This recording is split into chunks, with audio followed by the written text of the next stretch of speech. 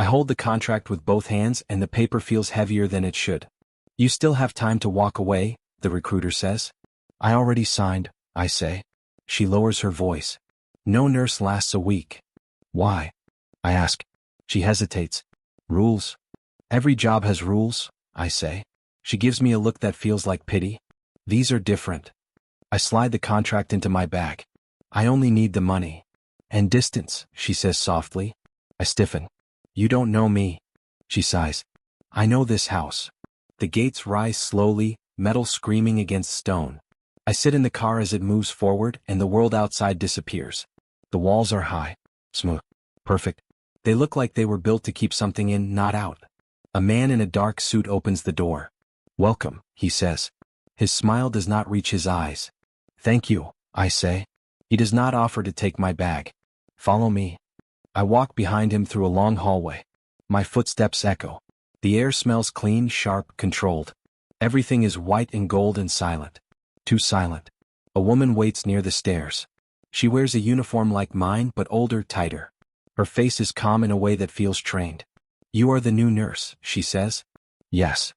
I am responsible for you, she says. Listen carefully. I always do. She hands me a thin folder. The rules. I flip it open. The pages are short, simple, cold. Rule 1, she says. You speak only when spoken to. I look up. Even with the patient? Especially with the patient. I nod slowly. Rule 2, she says. You do not ask questions. How do I? She raises a finger. I stop. You follow instructions exactly, she says. No exceptions. I feel something twist in my chest. And medical judgment? Her eyes harden. This is not a hospital. I swallow. Understood. She studies me. Many nurses think they understand. Why do they leave? I ask. She closes the folder. They forget their place. A door opens behind her. Another nurse steps out. Her eyes meet mine for half a second. Fear flashes there. Then she looks away. I feel small, but alert. You will be tested, the woman says. From the moment you enter. I can handle tests, I say. She almost smiles. Everyone says that. I am shown my room. It is clean, sparse. A bed, a desk, a mirror. No photos, no color. The window does not open. I sit on the bed and breathe. This is temporary, I whisper to myself. A knock comes fast. Yes, I say. The same man stands there. Orientation. I follow him to another hallway. We stop outside a large door. He does not like delays, the man says. I won't delay, I say. The door opens. I step inside. I feel it instantly. Power. Thick. Heavy. Like pressure on my skin. I keep my eyes down. You may look, a voice says. I lift my head. The room is large. Dark wood. Tall windows. A man sits near the window, his back partly turned. I see his hands first. Still. Controlled. This is your nurse, the woman says. I say nothing. Speak, the voice says. My name is. Not needed, he says. I read files. Yes, I say. He turns slightly. I see his face. Come. Sure. Unreadable. You know the rules, he says. Yes. What is rule 1? I speak only when spoken to. And rule 2. I do not ask questions. He nods. Good. He looks at the woman. They always nod. She says nothing. You may begin tomorrow, he says. Yes. I turn to leave. One more thing, he says. I stop. You will not last, he says. Do not take it personally. I feel heat rise in my face. I will do my job. He smiles faintly. They all try. The door closes behind me. In the hallway my hands shake. Another nurse stands near the wall. Younger. Her eyes dart around. First day, she whispers. Yes. Don't talk to me, she says quickly. Please. I'm not. Please, she repeats. Just survive. She walks away. At dinner I sit alone. Staff eat in silence. No phones. No laughter. No eye contact. A fork drops somewhere. The sound feels loud. A man clears his throat. Careful. I'm sorry, a woman says, voice shaking. I watch fear move through the room like a wave. Back in my room I pull out the contract. I read it again. My name at the bottom. My signature steady. I take out a small photo. A child. Smiling. I press it between my fingers. This is why, I whisper. A bell rings. I step into the hallway. The woman waits. First night, she says. Observe only.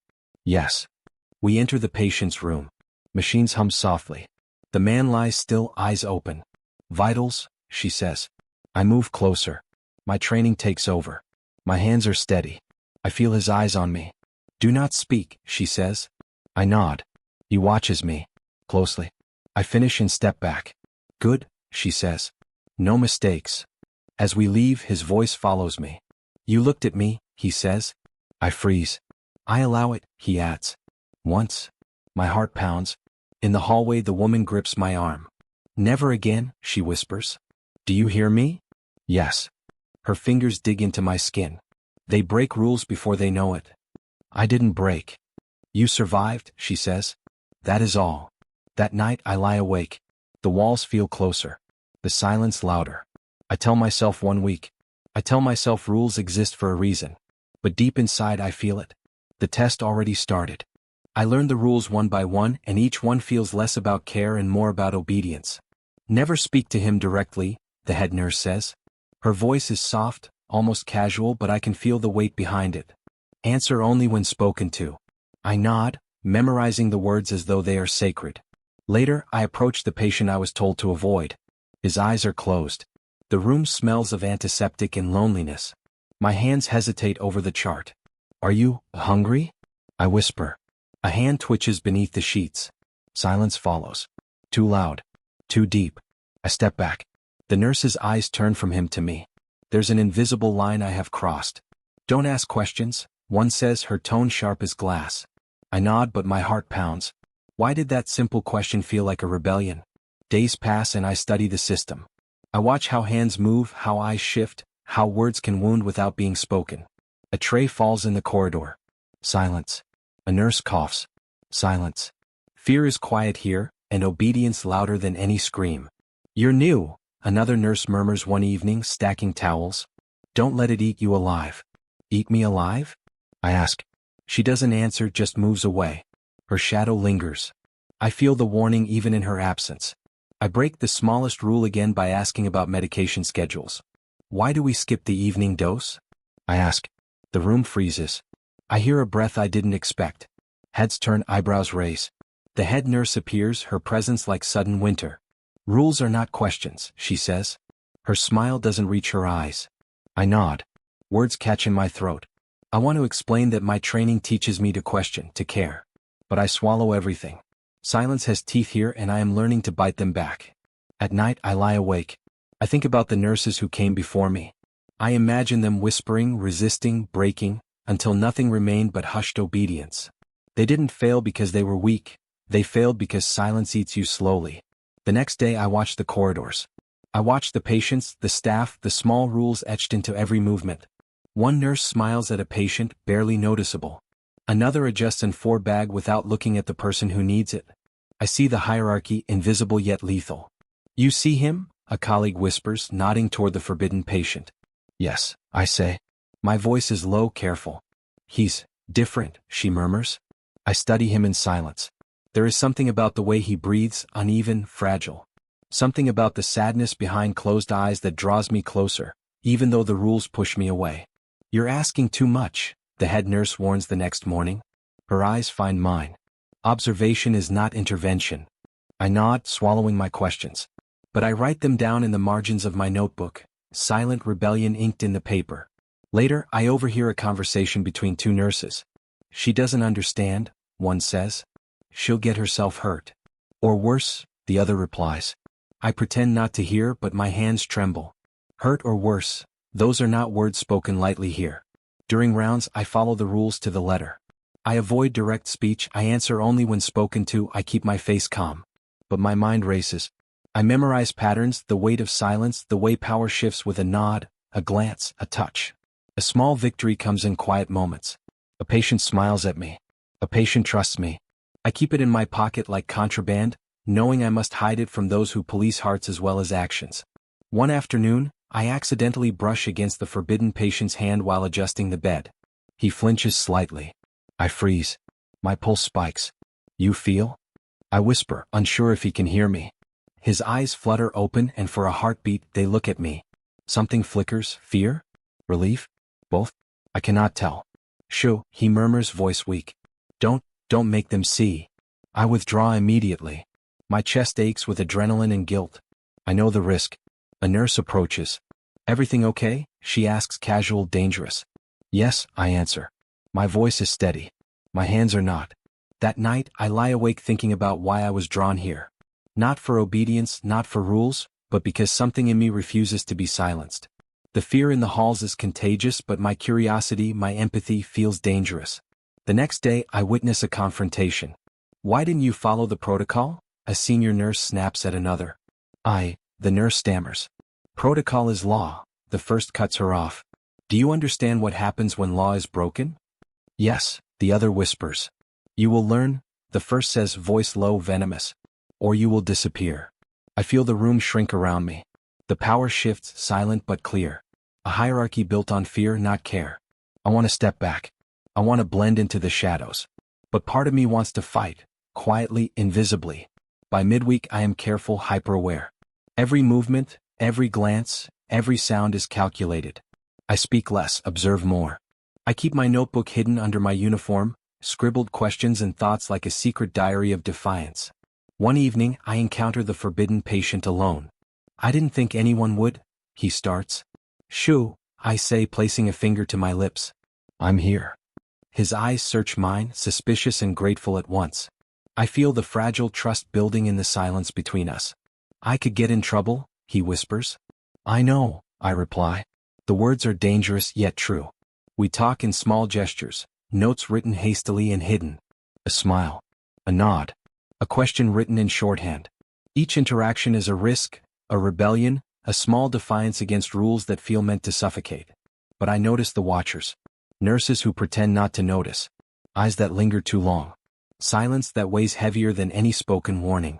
One day, a nurse approaches me in the hallway. You're clever, she says. I freeze. Excuse me? You watch too much, notice too much. Be careful. Curiosity here is expensive. I nod, unsure if it's a warning or an invitation. By week's end, I understand one truth. Survival here is not about skill or kindness. Survival is about learning the system before it crushes you, hiding thoughts, keeping your face calm, and never letting silence break you first. I lie in bed that night, thinking of the patients, the nurses, the forbidden touches and whispered exchanges. I realize I am already changed. My training taught me to care, but the rules teach obedience. I will need both, one to survive, one to resist. I close my eyes and make a quiet vow. I will learn the system. I will observe. I will wait for the moment when silence can be broken on my terms. A sound in the corridor jolts me upright. Footsteps, deliberate, slow. I strain to hear. Then a whisper, unmistakable. She's asking questions again. My stomach drops. I hear the shift, the danger I cannot see but can feel. I grip the blanket. My heartbeat is a drum. Fear and anger mix like oil and water. I realize something chilling. The rules are not meant to protect the patients. The rules are meant to control me. And now, I am on the edge of the first rule I was never meant to follow. I trusted the wrong person. It started with a quiet smile in the hallway. She leaned close, voice soft, conspiratorial. You seem tense, she said. It's okay. I get it. I wanted to believe her. The fatigue in my chest made me desperate for an ally. I'm afraid, I admitted, almost whispering. I don't know if I can handle this place. Her hand brushed mine lightly, casual, friendly. You'll be fine. Just watch and learn. I can guide you. I felt relief, like someone had thrown me a lifeline.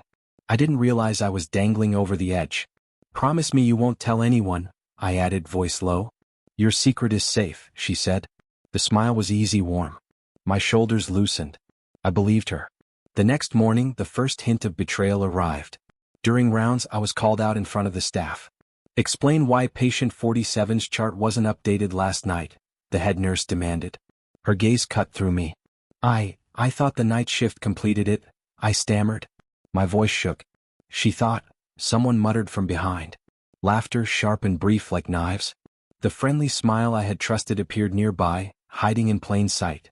Her eyes twinkled, not with concern but with satisfaction. You see, the head nurse said, leaning close. Mistakes have consequences. Even small ones. I felt my face burn. My chest tightened. My stomach turned. Every eye in the room seemed to dissect me, and I could hear the unspoken verdict: failure. Later, in the break room, I tried to speak to her. Why? I asked quietly, barely audible over the hum of machines. She tilted her head, innocent, polite. Why what? You yesterday. You. My voice faltered. You knew. Her smile widened. I didn't know. I wouldn't. I couldn't finish. Rage and disbelief collided inside me. The warmth she had shown was a mask. The kindness was a weapon. I sank into a chair, gripping the edges like a lifeline. The room felt smaller. My thoughts twisted. Someone close had used my trust against me. I realized the cruel truth: power here protects itself, and loyal enablers do the dirty work. A colleague approached, whispering. She smiled, didn't she? Right before it happened. Yes, I said, voice brittle. I should have known. You're new. They watch for the ones who let their guard down.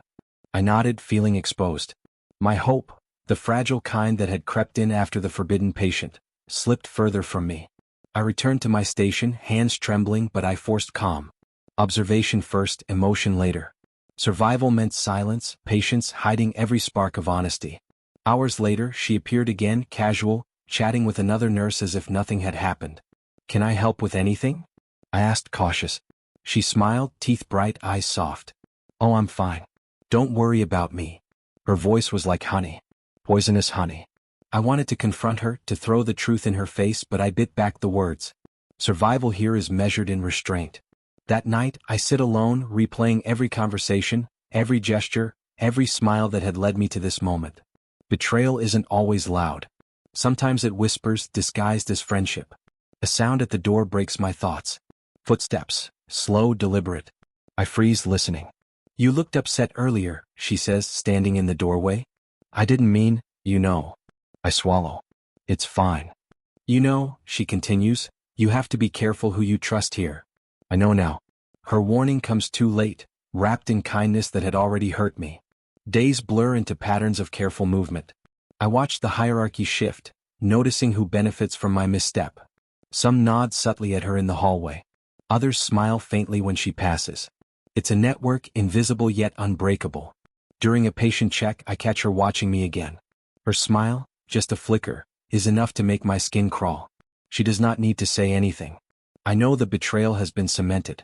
I avoid direct confrontation, instead observing, calculating, noting how each interaction reinforces her power. The lesson is bitter, honesty is dangerous. Kindness is suspect. Silence is survival.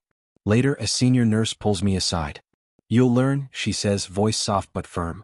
Everyone here has someone watching, someone helping them, someone betraying them. Keep your eyes open. I nod, heart heavy. I wonder if I am too late to protect myself, if the trust one gave was my undoing. I wander the empty corridor, notebook clutched to my chest. I write down observations, careful not to include names. I write questions I cannot ask aloud.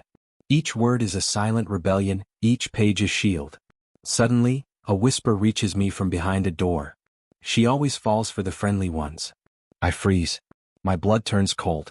I recognize the tone. It is not directed at me directly, but the implication is clear. I am seen. Vulnerable. Exposed. Later, I face a moral question in the quiet of my small room. Do I forgive her? Do I confront her? Or do I retreat entirely? My fingers hover over the notebook. I remember why I came here, why I left the old life behind. Not for ease, not for trust, but for survival, for a chance to be more than the rules and the betrayals allow. I feel the ache in my chest, a combination of hope and despair. She smiled at me, helped me gain my trust, and destroyed it. The burn of betrayal is sharper when wrapped in kindness. In the cafeteria, she passes by, laughing with another nurse. I watch, fists clenched. I realize something else. This place thrives on enablers, those who reinforce power with subtle cruelty. I am seeing the system in action. Every mistake, every misstep, every tiny act of trust returned with punishment, it's all part of a pattern I must learn. By nightfall, I am exhausted, my mind spinning with lessons I did not want to learn. I feel my worth questioned, my decision to come here scrutinized by my own conscience. I consider leaving. I almost packed my bag. Almost. But I remember why I ran from my old life. The suffocating rules, the lies, the small deaths of spirit that come with obedience. I cannot go back. I will not go back. I close my eyes and make another quiet vow. I will survive. I will learn. I will not trust blindly again. But neither will I give in entirely. Silence and patience are weapons. I will use them. As I drift toward an uneasy sleep, a note is slipped under my door. Small, folded, carefully written. I unfold it. Not everyone is as they seem. Watch the friendly faces. The ink is familiar. My chest tightens. I know exactly who wrote it. And now the realization hits like a physical blow. The betrayal I suffered was not random. It was deliberate. Preordained by a system I have only begun to understand. I sit up, trembling, knowing that every choice here carries consequences. Every trust is a risk. Every kindness a potential weapon. The hallway outside is silent. The night is heavy. And somewhere in the shadows she is smiling again. I am alone. Exposed. But I am learning. And learning, I remind myself, is survival. I collapse alone where no one can see me. The corridor is empty, lights dim, the hum of machines the only sound. I slide down against the wall and bury my face in my hands. I can't do this, I whisper to no one. I cry without sound. My body shakes. The tears fall onto my uniform, dampening the fabric, but no one is here to notice. I replay every mistake, every misstep. I see her smile, the one who betrayed me. I hear the whispers, the judgment, the laughter that followed me down the hall. I feel each warning I ignored pulse through my chest. You were warned, a voice seems to echo though the hall is empty. I clutch my knees tighter. Foolish. Trap. I almost pack my bags. I almost leave tonight, abandon this place and everything it has cost me to arrive. I rise, unsteady, and walk toward the bathroom. The mirror glares back at me. I barely recognize myself. Hair tangled, eyes red and raw. My reflection is a stranger and yet, a survivor. I look weak, I murmur. Pathetic. A voice from the doorway startles me. You okay? A colleague, concerned, lingers, hands crossed. Yes, I answer quickly, voice brittle. I just need a moment. She hesitates, searching my face. I know it's hard. We all feel it sometimes. I nod but step back, closing the door gently. I do not want anyone to see this. Not my despair. Not my weakness. Not yet. I sit on the cold tile, breathing deep. Strange calm begins to settle over me. Pain has taken everything it could already. It has stripped my pride, my illusion of control, my trust. And yet I still breathe. I still exist. I will not leave broken, I whisper. I make a promise to myself. Quietly. No one is listening. The walls absorb my vow. I will not fight loudly. I will change quietly. I think about the forbidden patient. The nurses. The one who betrayed me with a smile. I catalog every weakness I saw in the system, every rule, every pattern, every hidden trap. This place will not defeat me, I murmur. My fingers trace the edge of the sink, feeling the cold metal beneath my fingertips. A grounding, a reminder that I am real, that I can endure. I remember the notebook I hide in my locker, filled with observations, questions, and silent rebellions. I open it now, in the quiet of my small room. Every entry is a reminder. Patience is survival. Observation is power. Silence is protection. I whisper my plan aloud, almost as if the words will anchor me.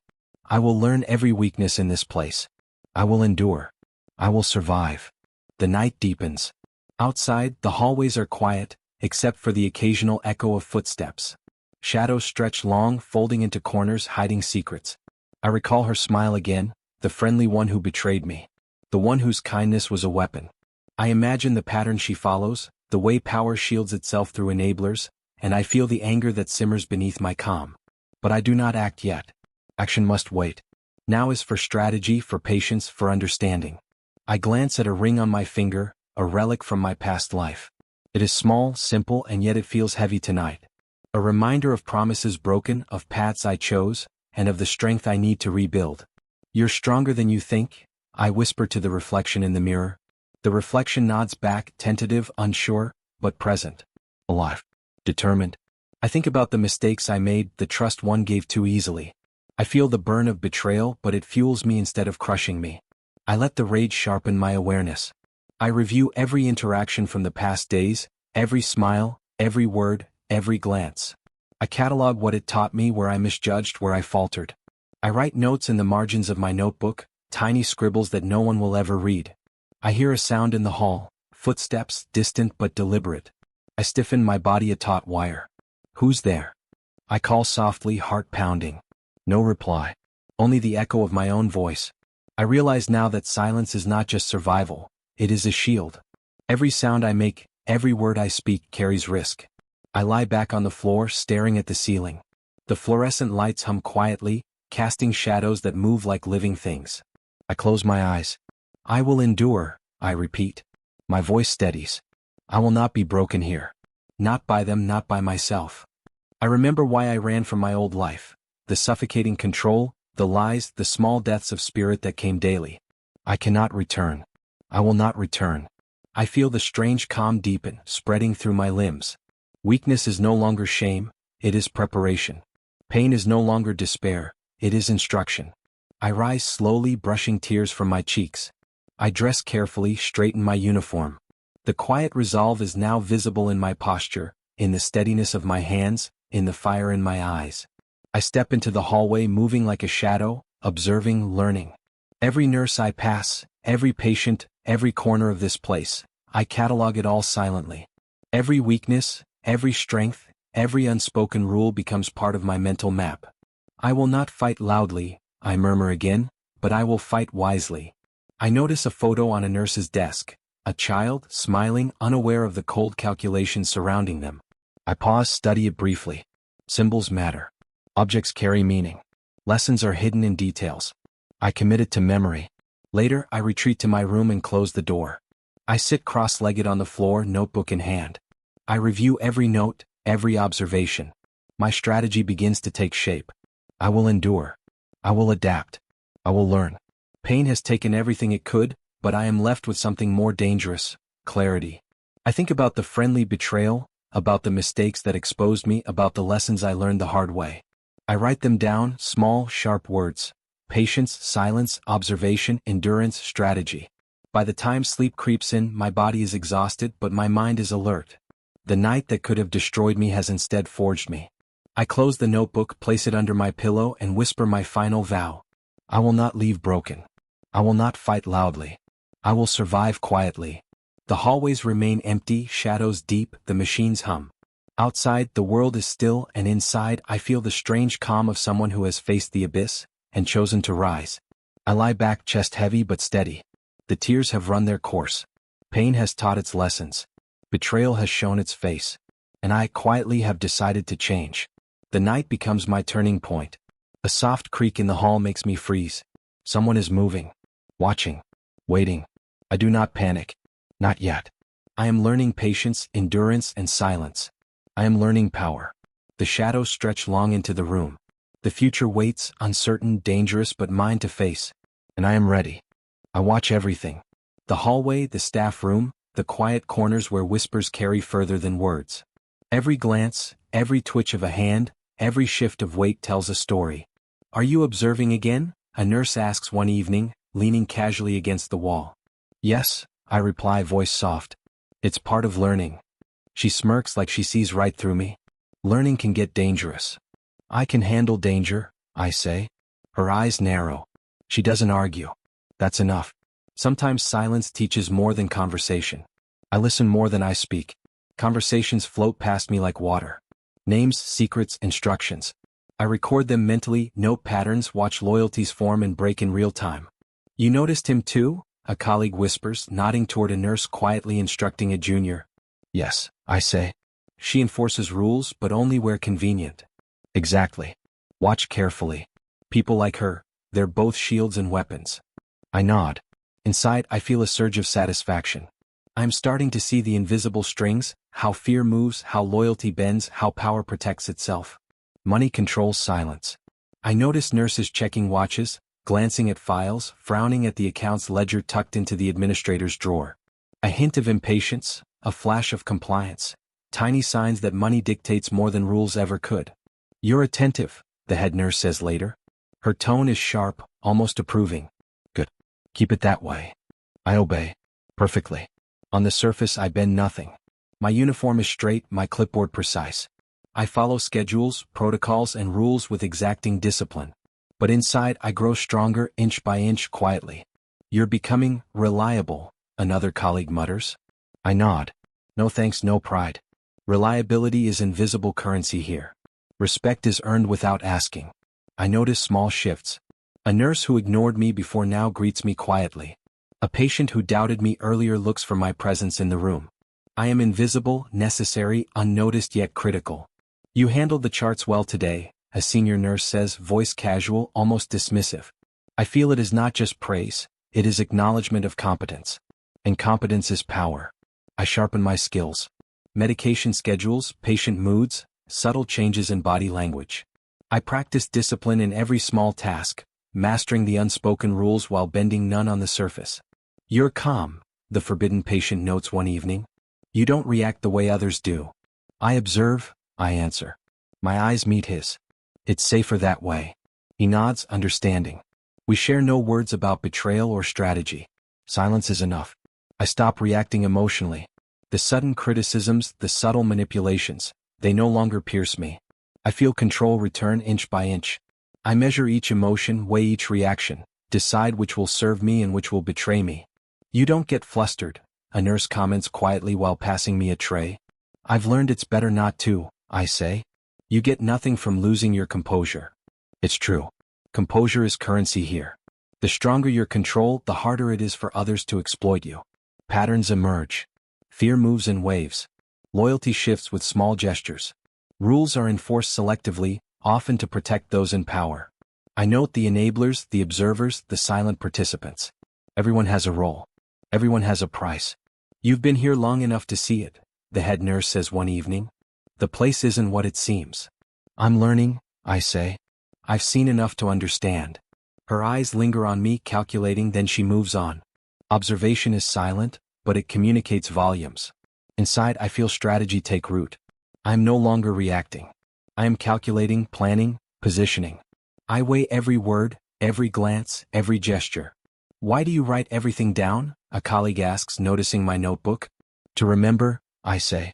To learn faster. To anticipate. She nods, unconvinced, but she does not pry. Some lessons are meant to be kept. I notice how power protects itself. Those who enforce rules often hide behind them. Those who benefit remain unseen. Money shields mistakes, loyalty hides betrayal. I catalog it all silently, like assembling a map of invisible currents. You're sharp, the forbidden patient whispers, noticing the way I observe the staff. I have to be, I say softly. It's survival. He nods. We share no more than that, but in the silence we communicate trust. Observation is a form of power, one that touches no one directly yet influences everything. I begin to test my boundaries. Small gestures. Slight deviations. Nothing blatant, nothing dangerous, but enough to see reactions, enough to feel my growing influence. You handled the night shift well, a senior nurse tells me, voice casual. I didn't expect that. I nod. Inside I smile faintly. Influence does not need to be loud. Control does not require confrontation. I become invisible and necessary simultaneously. My presence is quiet, but my absence would be noticed. I am learning the delicate balance of power without touching it, without claiming it openly. You notice patterns, a colleague admits one evening. It's uncanny. Patterns help survival, I say. And survival is the first step toward influence. I watch fear, measure loyalty, understand the subtle ways people yield. I see how a quiet word, a look, a gesture can tilt outcomes. Power exists even when it is unseen. I'm learning it, feeling it, holding it in my chest without letting it show. You're different, the forbidden patient says quietly. You don't just endure, you absorb everything. Yes, I say. And I use it. Carefully. I feel a shift inside me. Quiet. Almost imperceptible. Not dramatic, not announced, but unmistakable. Control, once lost, creeps back slowly. With it comes clarity. With clarity comes choice. I observe who benefits from mistakes, who enforces punishment, who hides behind smiles and kindness. I catalog each interaction, each moment of power exercised silently. Each is a lesson. Each is a tool. You've learned quickly, the head nurse comments later, eyes scanning me. Better than most. I nod silently. I do not boast. Power is never announced. It is recognized quietly by those who notice patterns, by those who understand influence. I notice subtle respect forming. Nurses defer slightly when I speak, patients glance toward me for reassurance, my presence matters more than it seems. I feel the quiet shift in the balance of power, Unseen, unannounced, yet undeniable. You're thinking too much, a colleague warns, teasing lightly. Thinking keeps me alive, I reply. Observing keeps me in control. I follow the rules perfectly, outwardly compliant. Inside, I bend nothing, yet shape everything. I see influence not as something claimed, but as something earned through discipline, observation, and strategic silence. I sense fear as currency. I sense loyalty as leverage. I sense mistakes as opportunity. I sense patience as the truest form of power. You're dangerous, a colleague whispers one evening. Not yet, I say softly. But I'm learning. And I am. Inch by inch, observation by observation, silence by silence. I am learning power without touching it. The night falls. Shadows stretch across the corridors. I move quietly, note every sound, every glance, every pattern. I am invisible. I am necessary. I am strong. A soft knock at the door startles me. I glance up. No one is there. Only a folded note on the floor. Careful. They notice more than you think. I pick it up, fingers steady. My heartbeat does not quicken. I smile faintly. Awareness is power. Knowledge is protection. Patience is influence. I tuck the note into my pocket. The shift is happening. Quiet. Unseen. Unstoppable. And I am ready. Small changes ripple through the house. I watch quietly as schedules shift, unnoticed errors resurface, and whispers of mistakes begin to echo. It is subtle, almost imperceptible, but I see it all. Did you double-check the charts? A nurse asks, panic edging her voice. Yes, I reply calmly. Everything seems in order. Her brow furrows. She flips through the ledger again, muttering under her breath. I say nothing further. I watch. Lies collide with records and schedules. Someone marked a dosage incorrectly, another misfiled a report. Chaos simmers, yet I remain outwardly calm. I do nothing openly, yet outcomes change. You noticed? A junior nurse whispers, leaning close. I'm observant, I say softly. That's all. Karma moves like a shadow. It shifts silently, unannounced, yet its presence is undeniable. Those who were arrogant, careless, or overconfident stumble.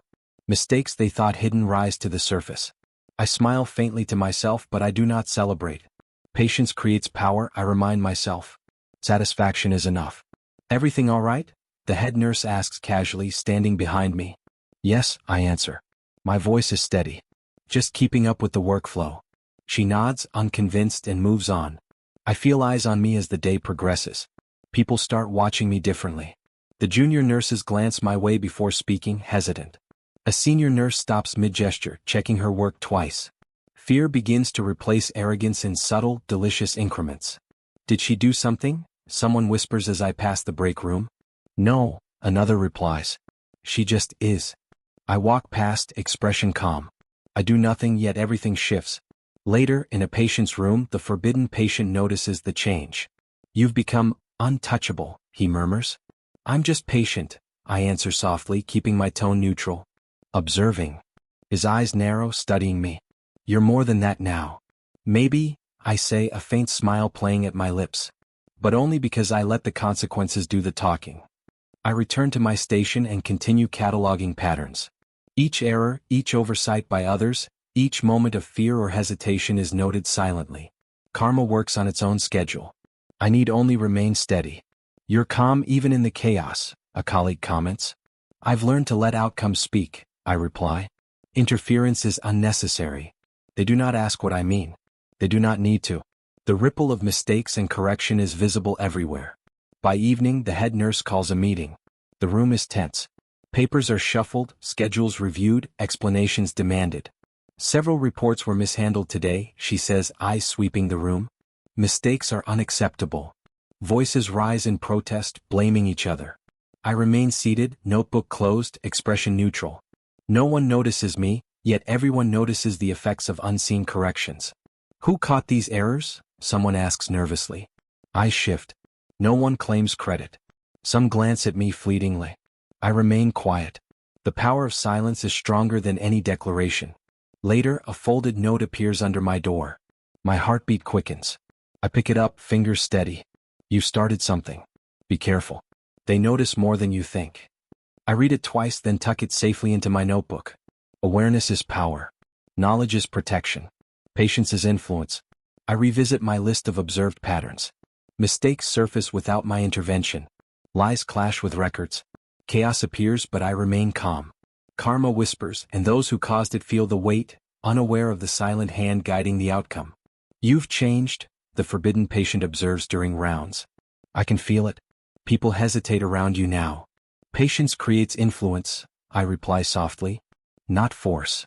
He nods, studying me closely. You've learned to use silence as a tool. Yes, I say. And consequences as leverage. By nightfall, the corridors hum with tension. Nurses double-check files, redo tasks, and glance over shoulders. The head nurse moves briskly, a slight frown on her face. Something in the air has shifted, though no one can name it. I walk quietly, noting reactions. Fear replaced arrogance in measured doses. Respect emerges quietly, not demanded, not requested. Influence is forming. Survival has become authority. You've always been observant, the colleague in the break room whispers. But now, it's different. You wield it without touching it. I nod faintly. I've learned to let truth speak for itself. Force is unnecessary. She nods, uneasy but curious. She senses the change but cannot grasp its extent. I am careful not to reveal more. Knowledge is not shared freely here. It is earned, silently, with patience. In my room, I open the notebook. I catalog every ripple of correction, every reaction, every shift of power. Mistakes corrected by fate, by truth, by invisible influence, all without my interference. I feel a quiet satisfaction, knowing I have shaped outcomes without exposure. Do you ever intervene? The forbidden patient asks quietly. Rarely, I reply. Mostly I observe. Let consequences speak. He studies me for a moment. It's dangerous, but effective. Yes, I say, eyes steady. And patience is the safest weapon. Later, a colleague stops me in the corridor. Are you aware of the shift? I am, I reply calmly. Everything changes quietly if you watch carefully. They glance at me, unsure whether to be alarmed or impressed. I let them stew. Influence is measured, invisible, subtle. Those who feel it cannot always name it. Small signs continue. A senior nurse apologizes for a minor mistake. A junior nurse hesitates before giving instructions. Fear simmers beneath competence, silently reshaping hierarchy. I feel it but do not react openly. The effect is enough. I notice the head nurse checking schedules more frequently, frowning over files, pausing where she once walked confidently. Karma whispers quietly, deliberately. Outcomes shift. People feel the consequences of earlier actions without understanding why. You've changed the energy here, the forbidden patient whispers. Everyone feels it even if they don't say so. Yes, I say softly. I let the system correct itself. I don't need to touch anything directly. Patience does it all. I move through the halls, cataloging patterns, noting the subtle changes in posture, tone, and movement. Each ripple confirms my strategy. I am no longer reacting emotionally. I am thinking strategically. Survival has evolved into influence. A folded note appears under my door again. My pulse quickens, calm but alert. I retrieve it. Keep observing. Some will resent the change. I smile faintly, slipping it into my notebook. Resentment is inevitable. Fear is growing. Influence is quiet, and consequences speak louder than confrontation. By night, I walk past the staff room. Voices rise. A mistake someone thought hidden surfaces. Panic flickers across several faces. I keep walking, expression neutral. Karma moves like a shadow. I sit alone in my room reviewing my notes. Mistakes surface, lies collide with records, schedules shift, and I do nothing openly. Yet outcomes align with justice. Patience has become power. Silence has become authority. Survival has evolved into influence. I glance at the ring on my finger, a relic of my past. A quiet smile forms. Symbols matter. Objects remind us of strategy, history, and strength. I tuck the ring under my notebook, a talisman of silent power. The night hums quietly. Outside, corridors are empty, shadows long. Inside, I feel the satisfaction of invisible influence. Karma whispers, people notice, and I remain calm. I remind myself again, patience creates power. Influence does not require force. Consequences speak more loudly than confrontation. A soft creak in the hallway draws my attention. I glance toward the door. A shadow moves. Someone is watching. Waiting. Unsure. I do not flinch. I do not speak. I only observe. The ripple continues. Karma whispers. Influence grows quietly. Survival is no longer enough. Control, unseen and unspoken, has returned to me. I smile faintly, letting the silence carry my satisfaction. And I wait. I finally face the source of control directly. The office is silent, lights muted. Every detail, polished wood, stacks of files, framed certificates, signals authority. Yet none of it intimidates me. He looks up from his desk. Calm, composed, certain. I step forward. You wanted to see me? I ask, voice steady. Yes, he replies, tone measured. I want to understand you. I take a breath, feeling the weight of every observation, every lesson I've cataloged. I speak with honesty and no fear. I've followed the rules, I say. I've observed patterns, noticed mistakes, cataloged behaviors. I've acted when necessary, silently, strategically. I do not seek approval, and I do not bend beneath intimidation. He blinks. Surprise replaces certainty in his eyes. You speak boldly, he says. Few do without trembling. I don't tremble, I answer. I act calmly. I weigh consequences. I let outcomes speak louder than words. He leans back, fingers steepled.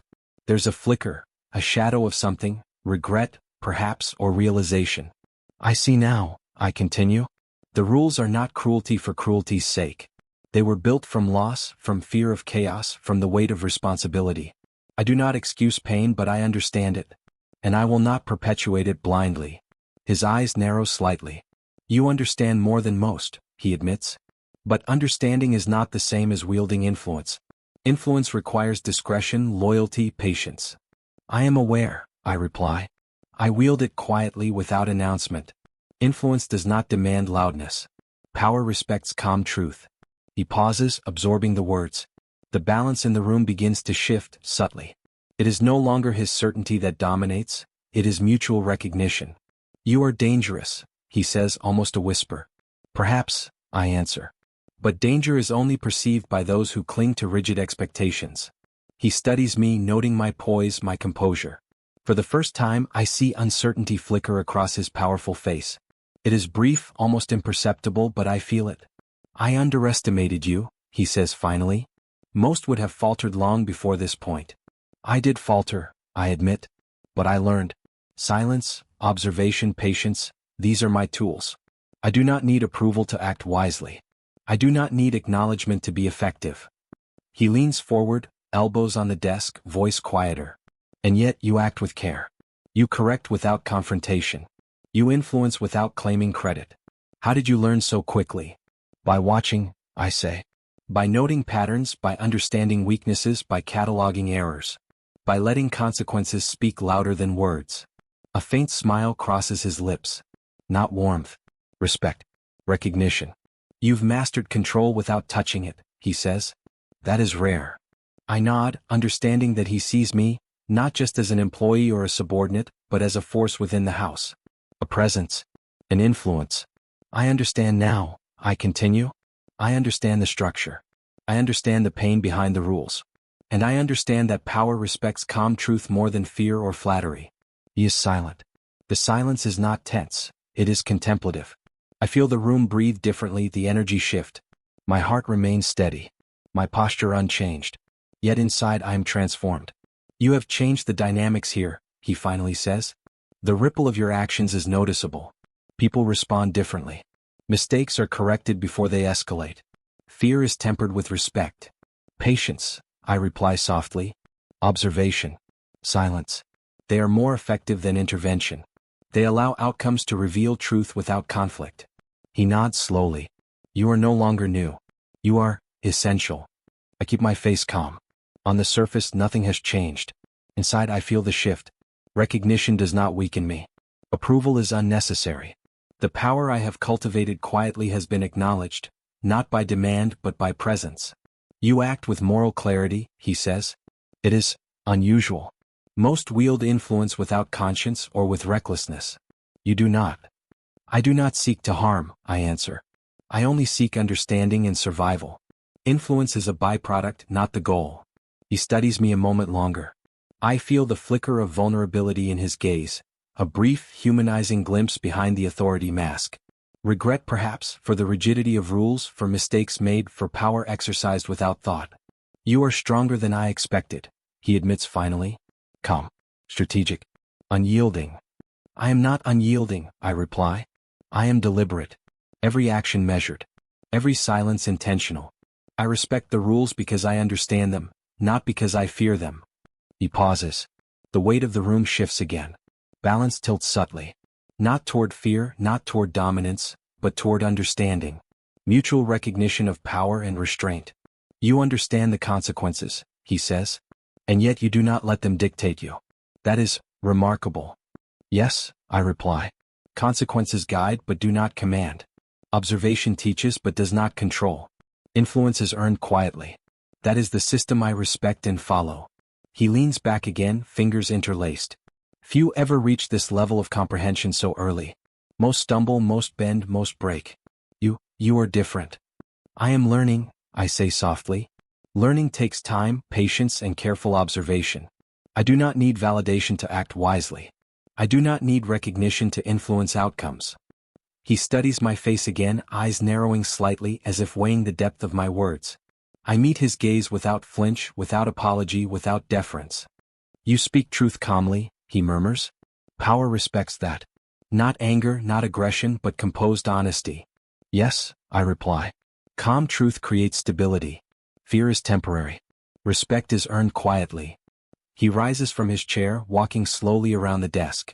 The aura of authority is immense, yet I do not falter. I feel the weight of every decision he has made, every rule he has written, every loss that shaped him. I do not excuse the pain. I do not justify the cruelty. I understand it. That understanding strengthens me. You have grown, he says finally. Not in defiance but in comprehension. That is the most dangerous combination. I do not seek danger, I answer. I seek clarity. Control follows naturally when clarity exists. Influence follows naturally when control is measured and silent. He pauses near the window, hands resting lightly on the frame. A flicker of vulnerability, almost regret, passes across his face again. I recognize it. I have seen it in others, but here it is magnified. The source of authority is human, flawed, burdened by the weight of loss, by the structure he maintains. I feel no pity, only understanding. You've changed me, he says quietly. Not directly, but the presence you carry, it alters the balance here. Then balance has been restored quietly, I reply. No chaos, no confrontation. Only truth and observation. We are silent for a long moment. The energy in the room is different, tense but not hostile, shifted but not broken. I feel the acknowledgement of power, respect, and understanding without words. I underestimated you, he admits again. Calm, strategic, observant. You are rare. I am myself, I reply simply. No apology. No concealment. No fear. The meeting ends. I rise, straightening my uniform.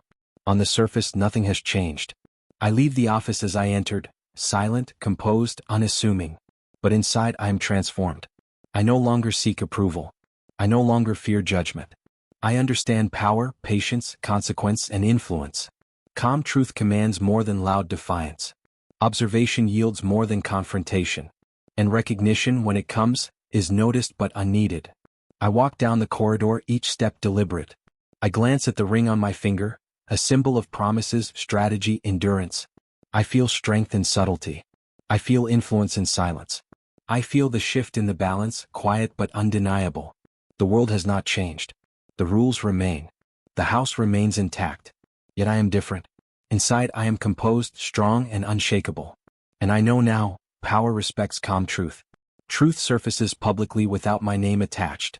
The morning announcements ripple through the house. Errors corrected, oversights addressed, protocols enforced where they were ignored before. I sit at my station, steady, professional. I feel no triumph, only relief. Did you hear? A colleague whispers, glancing nervously toward the staff room. Everything's being corrected, without anyone pointing fingers. Yes, I reply softly. The system is correcting itself. The one who betrayed me shifts uncomfortably, papers trembling slightly in their hands. Their confidence cracks where it once seemed unshakable. I do not gloat. I do not speak. Observation is enough. You always knew, another whispers. You saw it coming. I watch, I answer. Carefully. Mistakes that once threatened patience, errors ignored in haste, mismanaged schedules, they all unravel quietly, naturally, consequences cascading. Those responsible face scrutiny without my involvement. Trust erodes where arrogance once thrived. Position falters where recklessness was tolerated. Karma works its own subtle rhythm. The head nurse enters the room, eyes sweeping the staff. Their gaze pauses briefly on me. Recognition flickers, not overt but undeniable. For the first time I feel seen, not for subservience, not for obedience, but for quiet competence and understanding. You handled yourself well, the forbidden patient murmurs during rounds. You stayed invisible, yet influential. I stayed focused, I answer. Influence without visibility lasts longer. Reputation without exposure is safer. I notice regret deepen in the one who built this world. They glance at the shifting staff, at the careful corrections, and at the subtle power that moves without being named. There is no anger in me, only calm awareness. I see the lesson land. Pain does not require perpetuation, and consequences do not need force. You have a quiet strength, the head nurse admits privately, voice low. I underestimated its reach. I nod, keeping my face neutral.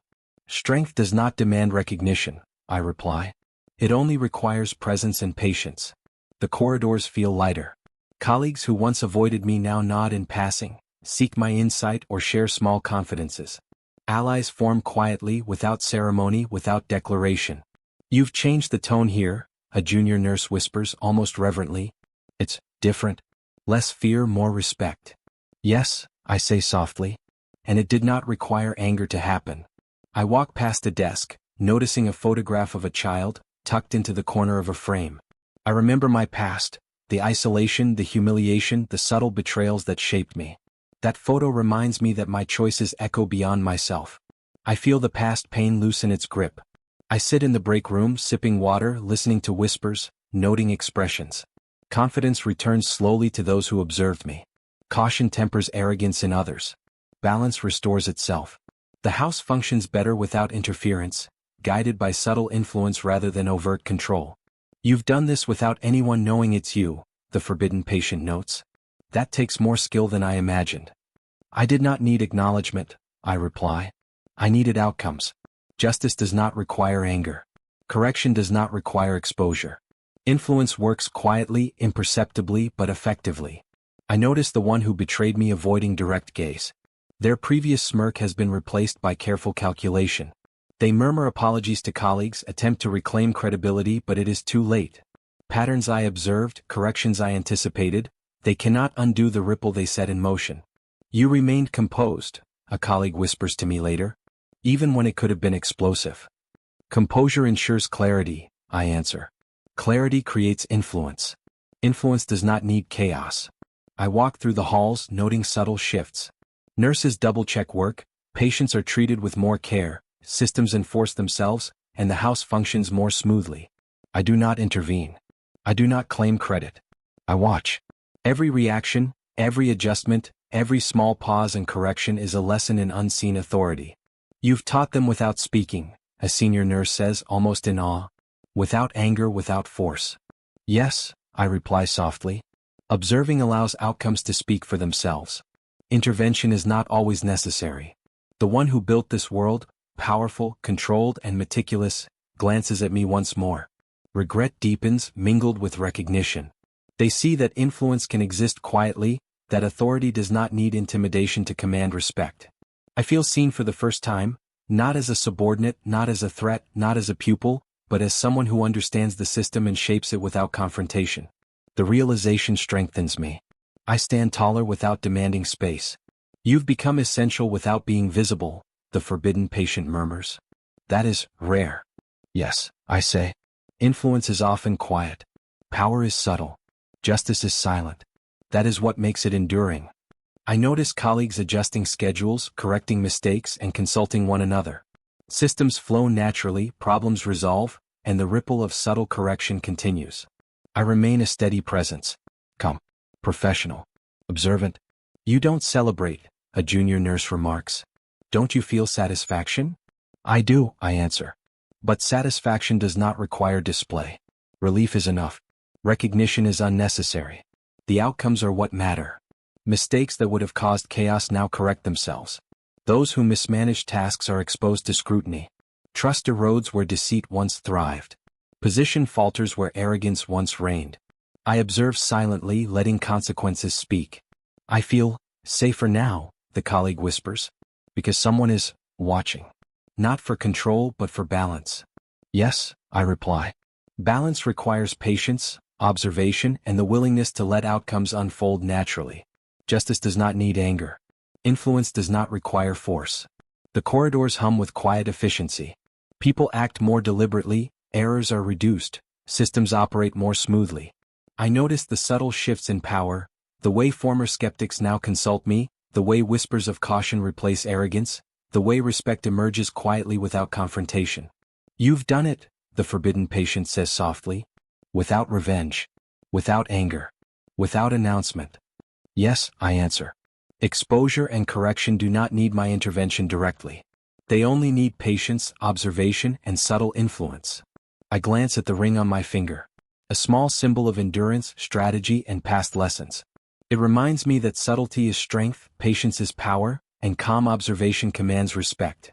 I feel past pain loosening its grip, melting away with each ripple of natural correction. I feel my posture straighten, my breathing deepen, my presence settle into a quiet authority. I have gained allies, though they do not acknowledge it openly. I have earned influence, though it remains invisible. You've changed the energy, a colleague whispers. People act differently. Even the powerful, they hesitate now. Yes, I say softly. Subtle influence lasts longer than overt action. Outcomes speak louder than confrontation. I move through the house, observing, noting, cataloging. Systems correct themselves. Mistakes are addressed. Arrogance falters. Influence grows quietly. I do not speak of my role. I do not demand recognition. I simply exist as steady, calm, and professional. And the world responds. I never realized it could happen this way, the forbidden patient admits. Without revenge, without anger, without exposure. Yes, I reply. Justice can be subtle. Power can be invisible. Influence can emerge quietly. That is why patience matters. I pass the staff room and notice the one who betrayed me staring at a corrected schedule. Their expression is muted, embarrassment, regret, and realization all present. I do not speak. I do not celebrate. Observation is sufficient. The ripple is complete. I sit at my desk, notebook open, cataloging reactions. Every adjustment, every pause, every sign of fear or hesitation noted.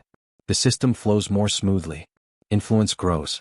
Calm authority settles into place. I glance at the photograph of a child tucked into the corner of my notebook. Reminders of endurance, strategy, and patience. Lessons learned, power gained, and influence exercised quietly. No one notices me. No one attributes the ripple to my presence. And yet, everything has changed. I stand taller. I walk straighter. I breathe easier. The past pain loosens its grip. The house functions more smoothly. Influence exists quietly. Justice manifests naturally. And I remain unseen yet undeniable. I receive an apology without excuses. The office is quiet, the hum of air conditioning low. He stands across from me, hands loosely clasped, eyes steady. The weight of acknowledgement hangs in the space between us. He begins then stops. He exhales, steadying himself. I owe you an apology. No excuses. No justifications. I was wrong. I listen. My chest tightens slightly but I remain calm. I hear regret spoken clearly without hedging, without shifting blame. He starts again, voice quieter this time. I didn't see the burden I placed on you. The silence, the expectation, it was unfair. You endured more than you should have. I nod slowly. My hands rest lightly on the desk. I feel the weight of acknowledgement. It does not weaken me. It does not demand surrender. I accept the words without losing strength. Thank you, I say softly. I hear you. But acknowledgement does not erase the cost of silence. It does not undo the pressure, the fear, or the doubt I carried alone. He bows his head slightly. I understand. I know the silence was its own form of punishment. I failed to recognize that. I see understanding settle where control once lived. The rigid mask of authority softens, just enough to let humanity through. It is rare. It is fleeting. And yet it is enough. I need to set boundaries, I say. My voice is calm, measured. I will not accept blame or subservience as part of my role anymore. Respect must be mutual, not enforced by fear. He nods, eyes meeting mine. Agreed. I will respect that. I see now the consequences my silence imposed. I take a breath. Silence comes at a cost. It erodes trust, it shapes doubt, it isolates. I endured it. I learned. But I cannot let it define my future. You have every right, he says. I see that now. I wish I had sooner. I watch him. The apology is genuine. No excuses. No deflection. Regret is clear. Recognition is honest. I feel a subtle shift in the energy between us. Closure begins. You understand, I say softly. Acknowledgement does not require reconciliation, but it allows me to move forward. To choose my next steps deliberately, not reactively. He nods. I understand. I glance at the ring on my finger, a symbol of endurance, strategy, and lessons learned. Strength does not demand aggression. Influence does not require loudness. Power can soften without breaking. You've restrained yourself well, he says, almost a whisper. Calm, measured. I see the difference it makes. Yes, I reply. Restraint does not mean weakness. It means awareness, patience, and intention. I choose my responses carefully. I choose my future carefully. I notice subtle changes around us. Colleagues move with respect. Eyes that once avoided mine now meet without hesitation. The weight of past power dynamics shifts quietly, naturally. Influence has softened, but it remains. Do you forgive me? He asks hesitantly. I do not forget, I answer. Forgiveness does not erase history. But I choose not to let past actions dictate my next steps. That is my power. That is my choice. His expression softens further. I understand. And I am grateful you can separate the apology from the expectation of submission. Yes, I say. Acknowledgement and accountability are enough. I do not need contrition to be demanded, only honesty to be offered. I feel proud of my restraint. The patience, the observation, the careful navigation of consequence. It culminates here in recognition without conflict, without domination. I realize power can soften without breaking. You've taught me, he says quietly. I see now how influence works when it is measured, deliberate, and observed. Not forced. Yes, I reply softly. Influence is a byproduct of understanding, patience, and clarity, not fear, not anger, not chaos. He pauses, eyes lingering on mine. I underestimated the strength it takes to endure without retaliation, to act without seeking recognition. I did not seek recognition, I say. I sought clarity, understanding, and the right to define my future. That requires patience and calm, not confrontation. The office remains quiet, but the air feels lighter. The balance has shifted. Power respects calm truth. Influence does not need to dominate, it only needs to be recognized silently by those who understand its weight. I regret not seeing it sooner, he admits. I misjudged you, misjudged my own rules, misjudged what silence cost. I see it now. Yes, I say softly. And I choose not to let it control my path anymore. I stand taller. I feel closure begin. Not complete, not absolute, but enough to release the hold of past pain. Enough to let my choices be my own. You've changed the environment here, he murmurs. Not with aggression but with presence. Quiet influence. Observed and respected. Yes, I answer. Impact does not require force. Justice does not require anger. Power can be subtle.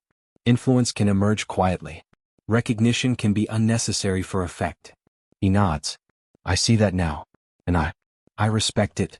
I glance at the child photo tucked into my notebook, a reminder of resilience, endurance, and careful navigation. I feel the past pain loosen its grip. I feel the lessons solidify into strength. I feel the future open, unshackled. Do you feel vindicated? He asks hesitantly. No, I reply firmly. Vindication is irrelevant. Awareness, acknowledgement, and clarity are what matter. That is power. That is choice. That is influence. You've redefined it, he says quietly. Strength without aggression. Justice without revenge. Yes, I answer. And restraint is part of the process. Observation is part of the strategy. Patience is part of influence. Calm truth is part of power. I sit back in my chair, letting the words settle, letting the energy shift. I feel the acknowledgement as a tangible weight without it burdening me. I feel understanding as a bridge without surrendering autonomy. I feel respect as recognition without claiming it. You've earned it, he says softly. The acknowledgement, the clarity, the respect. You did it without conflict, without confrontation, without submission. Yes, I reply. Because strength does not require loudness. Influence does not demand visibility. Justice can unfold quietly, naturally, and effectively. I notice subtle shifts in colleagues outside the office. Eyes meet mine with quiet respect. Conversations carry weight differently. Behavior adapts naturally without confrontation. Influence has softened the environment, shaped outcomes, and preserved integrity, all without exposure, all without retaliation. You've mastered it, he says. Calm, deliberate, measured, unyielding when necessary, soft when possible. It's rare. Yes, I reply softly. And it is the only way I will operate going forward. Clarity guides me. Observation informs me. Patience protects me. Influence emerges silently. The apology lingers in the air, honest and complete. No excuses. No deflection. Just recognition of impact, acknowledgement of cost, and clarity of understanding. I feel the weight of it, absorb it, and let it reinforce my own power without weakening it. I see now what silence costs, he continues. And I see the power it can wield when understood. Yes, I answer. And I choose how that power shapes my path. I am no longer defined by past pain, by expectations, or by control I did not choose to accept. I define my future now.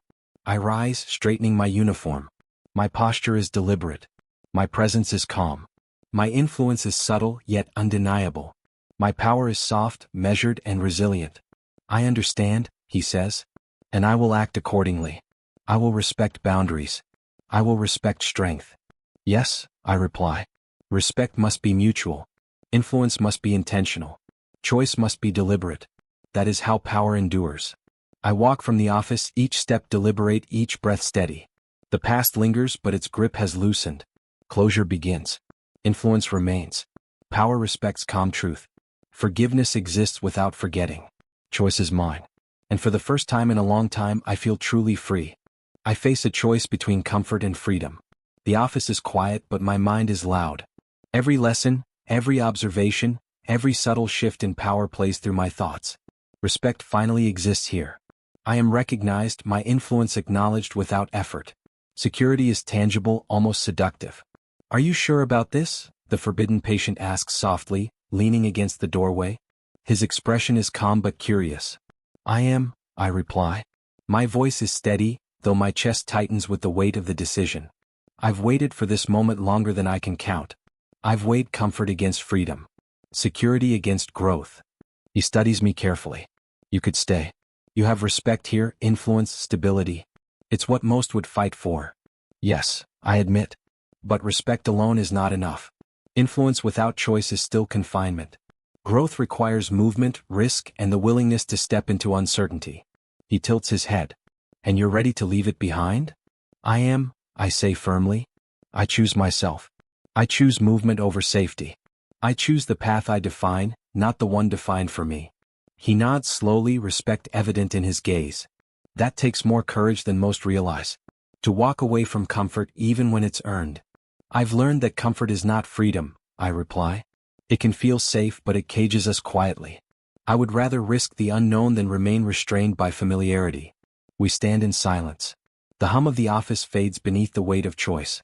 I glance around, seeing the familiar faces, the systems functioning smoothly, the respect I've earned. It is tempting. It is a life I could maintain indefinitely. But temptation is not the same as destiny, I whisper to myself. And safety is not the same as autonomy. You're leaving then? He asks. Yes, I say. But not in bitterness. Not in anger. I walk away with lessons, not scars. I carry growth, not regret. He steps closer, lowering his voice. Do you fear it, the unknown? Of course, I answer honestly. Fear is natural. But fear is not a cage. It is a signal. It tells me I am alive, that choice matters, that I am responsible for myself. You've done well, he says softly. You've mastered influence without confrontation, patience without compromise, calm without weakness. It's rare to see someone leave with strength rather than resentment. I've learned, I reply, and I will continue to learn. Strength is not measured by what you hold on to, but by what you are willing to release. The weight in my chest eases slightly. Sadness and strength mix, a bittersweet clarity. I feel the gravity of leaving a place where I have proven myself, where I have built subtle power. Yet the pull of autonomy is stronger than the allure of comfort. I'll need to tie up a few things, I say, looking around. Final reports, schedules, loose ends. Of course, he replies. Take your time. But know this, you leave behind respect, not loss. You leave behind a mark, not a wound. I nod, appreciating the acknowledgement. Respect is enough. Recognition is secondary. Influence is not ownership. It is subtle, quiet, and enduring even in absence. I walk through the corridors one last time. Each face I pass carries a silent acknowledgement. Allies who once hesitated now nod, offer small smiles, or give brief words of encouragement. I carry these moments like talismans, reminders of lessons learned, influence earned, and growth achieved. Do you regret it? A colleague asks quietly. No, I reply. Regret is unnecessary. I am choosing life over comfort, freedom over security. I am choosing myself. The ring on my finger catches the light as I adjust my bag.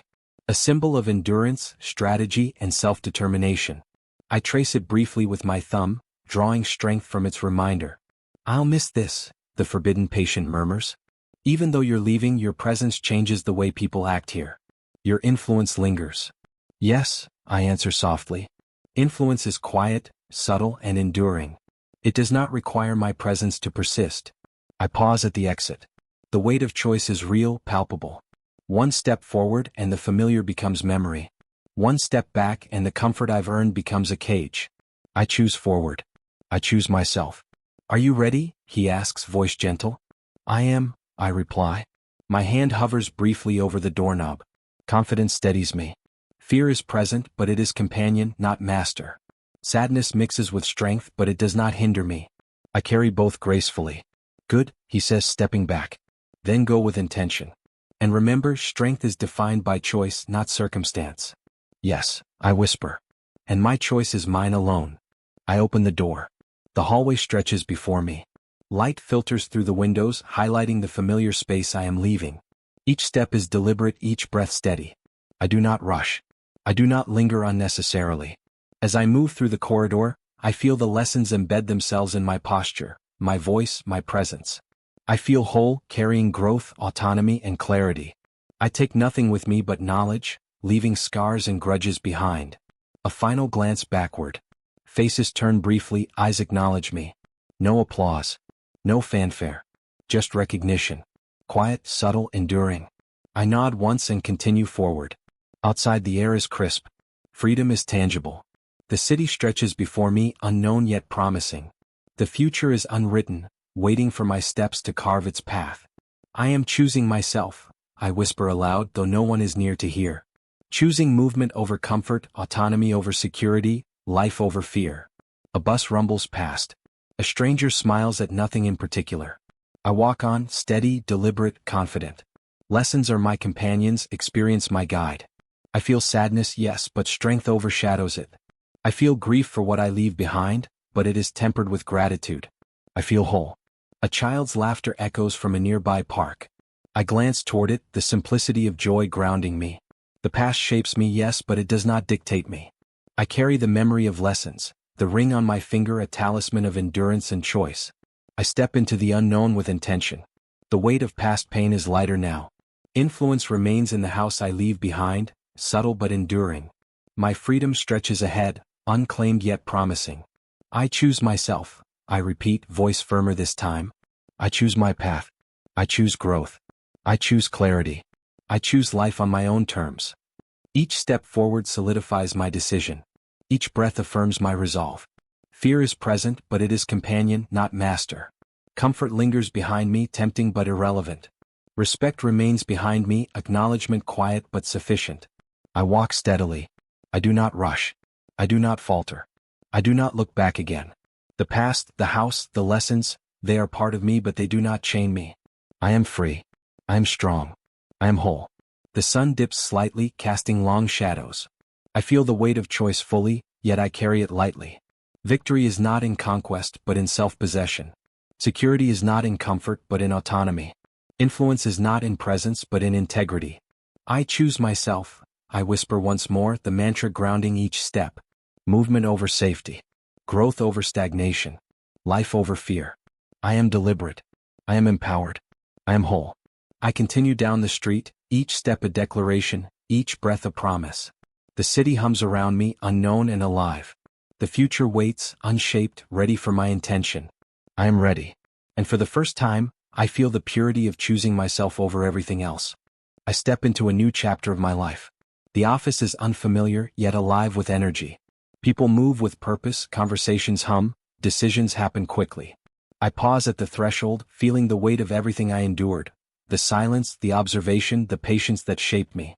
I carry confidence earned through pain. "You're new here?" a colleague asks, approaching with a smile. "Yes," I answer, voice steady. "But I know how to listen, observe, and act when necessary." They nod, impressed. "I can see that." Calm and deliberate. "I learned the hard way," I reply softly.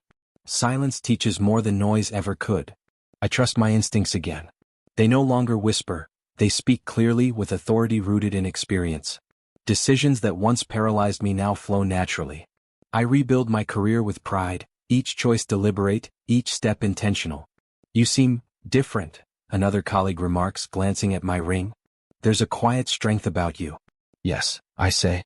Strength is subtle. It doesn't always announce itself, but it commands respect. I remember who I became in silence. Not fragile. Not reactive. Observant. Strategic. Enduring. I refused to shrink again. Every mistake, every betrayal, every suppressed voice taught me lessons that now guide me forward. "You survived a lot," a senior manager notes, lowering their voice. "Most people would have crumbled." "I didn't crumble," I reply. "I learned. Silence is a teacher. Patience is a weapon. Observation is power." I feel gratitude for survival and growth. For every moment I endured, for every quiet victory, for the ability to emerge stronger without the need to prove anything to anyone. Power does not scare me. Influence does not intimidate me. I respect it, understand it, and wield it with intention. "I hear you speak differently," my mentor says during a strategy meeting. "Confident, clear, decisive." "Yes," I answer. Confidence is earned. It's not loud. It doesn't demand attention. It guides action. I keep my voice steady and strong. My words carry weight because they are rooted in experience, observation, and clarity. I do not need to dominate a conversation to command it. "You seem unshakable," another colleague says quietly, almost in awe. "I am grounded," I reply. Grounded by lessons learned in silence, by patience honed under pressure, by endurance forged in adversity.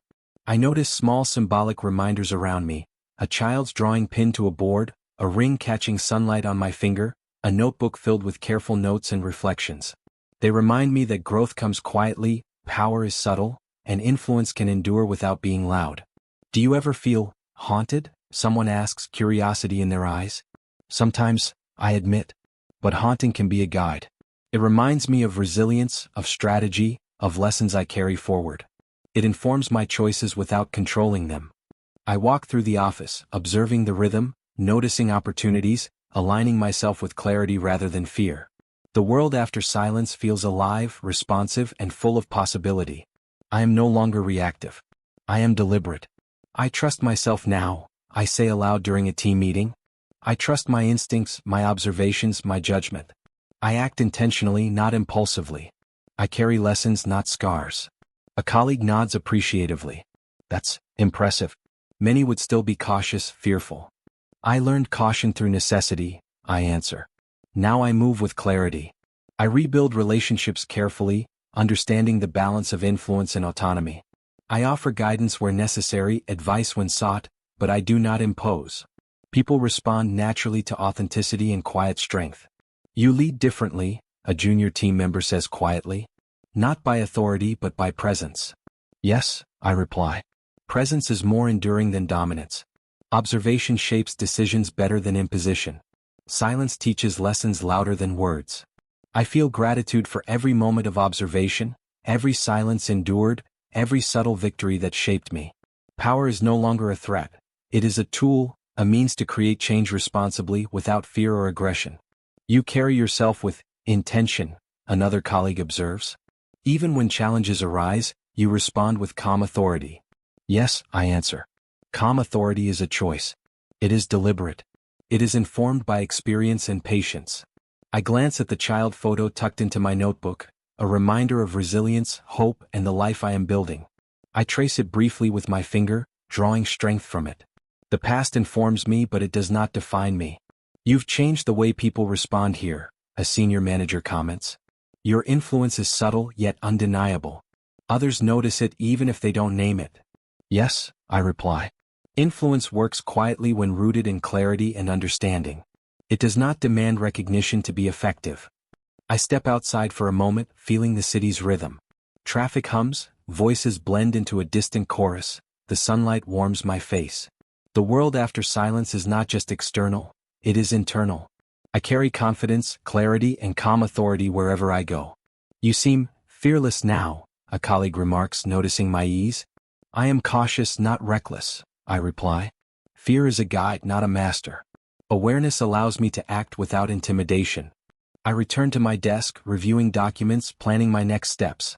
My career is rebuilt deliberately with intention, informed by observation and experience. I do not seek shortcuts or approval. I move with strategy, patience, and clarity.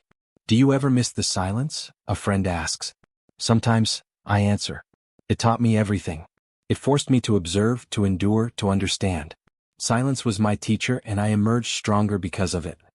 I feel gratitude again, gratitude for survival, for lessons, for the inner strength that now guides every step. I am no longer reactive, no longer shrinking in the presence of authority or challenge. I am deliberate, observant, and steady.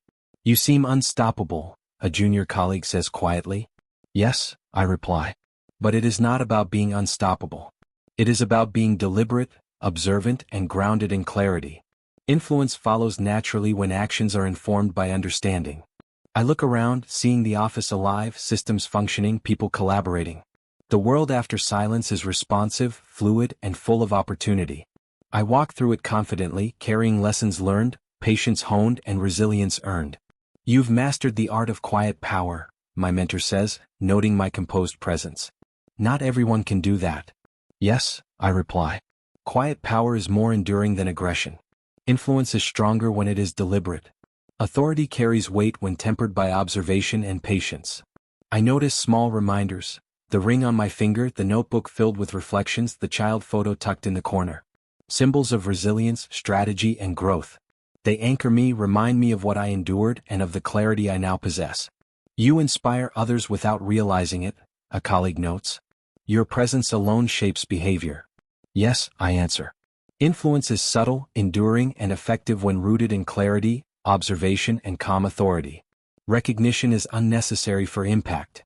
I finish my day reviewing plans, checking details, and setting intentions. Confidence guides me. Patience steadies me. Power no longer intimidates me, it informs my choices. The world after silence is mine to navigate with deliberate clarity. You've become someone remarkable, my mentor says quietly. Not because of what you command, but because of how you carry yourself. Yes, I reply. Because of what I endured, what I observed, what I learned in silence. Strength is measured by clarity, not aggression. Influence is measured by effect, not visibility. I glance at the sunlight streaming through the window, feeling warmth on my face. The city outside is alive, unpredictable, full of opportunity. I step forward intentionally, carrying lessons, clarity, and resilience. The world after silence is vibrant, responsive, and mine to navigate. I will not shrink again, I whisper to myself. I will not fear power. I will not compromise clarity. I am deliberate, observant, and whole. I step into the evening ready for what comes next. Each decision is guided by experience, patience, and awareness. I trust my instincts, honor my growth, and move forward with confidence earned through silence. And for the first time fully, I feel at home in the world after silence. I reflect on the journey that reshaped me. The quiet morning light falls across my desk, catching the edges of the notebook I've carried through every challenge, every silent observation, every lesson learned. I trace the worn cover with my fingertips. Each crease, each note, each folded page marks a step forward. You've changed, a colleague says quietly, watching me pack my bag. Not just in what you do, but in how you carry yourself. Yes, I reply softly. I've learned that presence is more powerful than performance, and patience stronger than aggression. I remember betrayal without anger. I replay moments in my mind, the friendly smiles that hid sharp teeth, the whispered corrections meant to undermine me, the public shame designed to silence me. I feel none of the old bitterness. Only clarity. Only understanding. You forgive them? Someone asks hesitantly. I do not forget, I answer. Forgiveness is not necessary. Understanding is enough. The rules tried to break me. I survived. I chose myself instead. I remember collapse without shame. I recall the nights I wept alone, silent and unseen, thinking I had nothing left. But those moments built me. They taught me the contours of endurance. They forced me to observe, to learn, to strategize quietly. You were alone, a friend says, voice barely above a whisper. How did you manage? I relied on patience, I answer. Observation. Quiet learning. I broke no rules that were mine to follow, but I learned the rules I was never meant to obey. Strength is built in silence, not noise. I honor the strength I built alone. I feel the resilience in my posture, in my voice, in my choices. Every step forward carries the imprint of what I endured and what I overcame. You've changed the environment here, a junior colleague notes. Without even trying. Your presence, your calm, it shifts the way people act. Yes, I reply. Influence does not require aggression. Presence is more enduring than conflict. Observation shapes behavior more than demands ever could. I know I broke rules that were meant to break me. I see it now not as defiance but as understanding. I followed carefully, learned quietly, and bent nothing outwardly. Inside I became unshakable.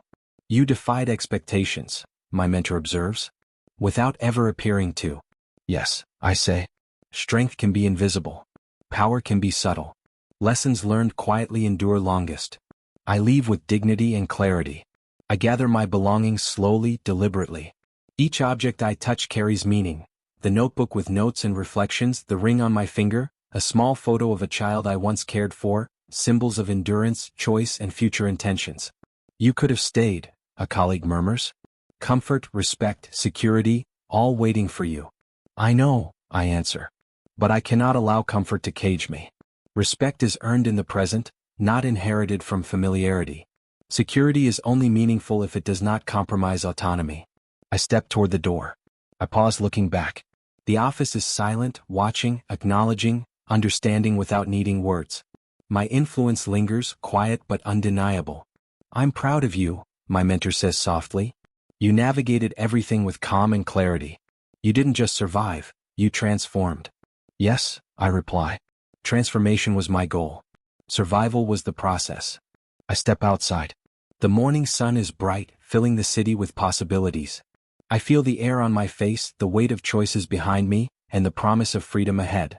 You're leaving it all behind, a colleague says quietly. Everything you've built, every subtle victory. Yes, I answer. I carry it forward. Influence does not need presence. Lessons do not need trophies. Strength is internal, enduring, and mine to shape. I reflect again. Betrayal, collapse, endurance, and victory, each moment became a tool, a teacher, a guide. I remember them all without bitterness. I honor them without lingering. You were extraordinary, my mentor says, voice almost reverent. I've never seen someone navigate that world so quietly, so deliberately. Yes, I say softly. Deliberation is power. Observation is strategy. Patience is resilience. Calm is influence. I take a deep breath, feeling the sunlight, the wind, the city alive with opportunity. I step forward deliberately, leaving behind the office, the rules, the people who shaped me, and the silence that taught me everything. You'll carry this with you, a colleague murmurs. Everywhere you go. Yes, I reply. And I will use it wisely. Every lesson, every moment of endurance, every quiet victory, it will guide me. I walk down the street, each step intentional, each breath a measure of freedom earned. The past is honored, not chained. The future is open, not dictated. I am deliberate, observant, and ready. You've chosen yourself, my mentor says, voice carrying warmth. Above comfort, above expectation, above fear. Yes, I reply. Choosing myself is the culmination of every lesson learned. Choosing myself is the only path forward that matters. I glance at my ring, a symbol of the journey. Endurance, strategy, resilience, all etched into its curves. I touch it lightly, grounding myself in what I carry forward. You've grown immensely, a colleague whispers.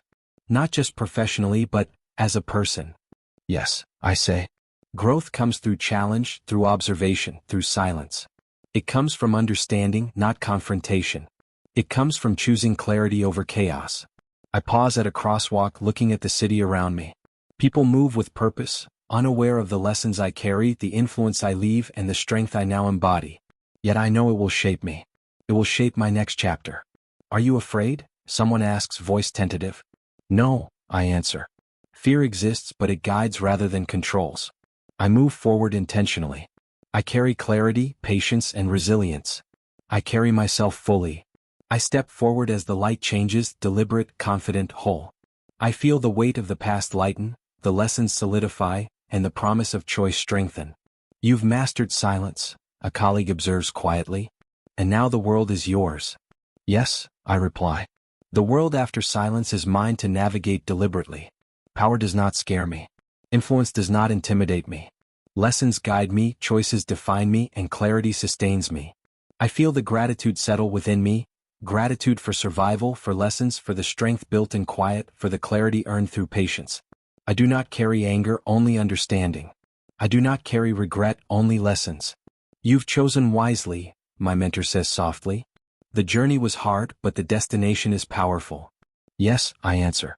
Choosing myself fully is the culmination. Every collapse, every betrayal, every quiet victory led here. I leave with dignity, clarity, and the freedom to define my future. I glance at the child photo one last time, touching its corner lightly. Reminders of resilience, hope, and guidance. Symbols of what I endured and what I carry forward. You've transformed, a colleague whispers. Not just the environment but yourself. Yes, I reply. Transformation is the reward for patience, observation, and endurance. Power is understood, not feared. Influence is exercised deliberately, not demanded. Strength is internal, enduring, and mine to carry forward. I step onto the street, letting the sunlight embrace me. Each step is deliberate, each breath intentional. The city hums around me, vibrant and alive. I do not rush. I do not falter. I carry clarity, resilience, and choice. You're ready, my mentor says. Yes, I whisper. Ready for anything. Ready to carry forward what I have learned. Ready to embrace the unknown with confidence, patience, and strength. I close my notebook gently, feeling the weight of its lessons anchor me. I touch the ring on my finger again, a talisman of endurance, strategy, and self-possession. I look ahead. The future is uncertain, full of challenges and opportunities. But I am ready. I carry strength, clarity, and choice. I carry the world after silence, shaped by what I endured, guided by what I learned. I am ready, I whisper one last time. I survived. I transformed. I chose myself fully. And with that, I step forward, carrying every lesson, every victory, every quiet triumph. I am deliberate. I am strong. I am whole. The chapter closes behind me, but the journey continues, guided by clarity, resilience, and the power I now understand and carry.